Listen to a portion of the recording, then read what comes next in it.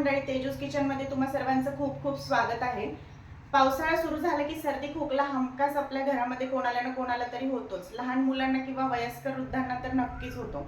तर अशा वेळी प्रत्येक वेळी ॲलोपॅथीची औषधे घेण्यापेक्षा घरगुती काढा अतिशय रामबाण ठरतो। मला याचा खूप छान रिझल्ट आला आहे। तुम्हीही एकदा नक्की ट्राय करा। त्यासाठी मी घेतलेले आहे गवती चहाची पानं घेतलेली आहेत, तुळशीची पानं घेतलेली आहेत, ओवा घेतलेला आहे 1.5 चमचा, 2 लवंगा, 2 मिरे घेतलेले आहेत, हळद घेतलेली आहे 1 चमचा, सुंठेची पूड घेतलेली आहे 1 चमचा आणि थोडासा गूळ घेतलेला आहे। गूळ ऐच्छिक आहे, जर शुगर वगैरे असेल तर तो गूळ नाही घातला तरीही चालणार आहे। आता चला आपण बनवूया काढ्याची रेसिपी।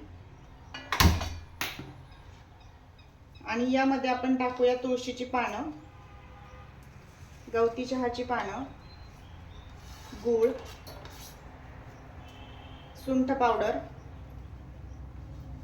हळद,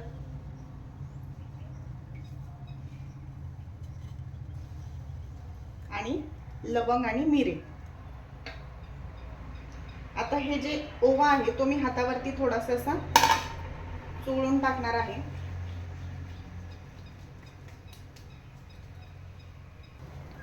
आणि मी एक सांगायचे विसरले, यामध्ये मी एक दालचिनीचा तुकडाही टाकून घेणार आहे।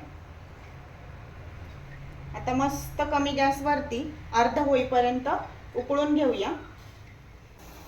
एका ग्लासचा आता आटून आटून एकदम छान असा काढा तयार झालेला आहे। आता आपण तो गाळून घेऊया।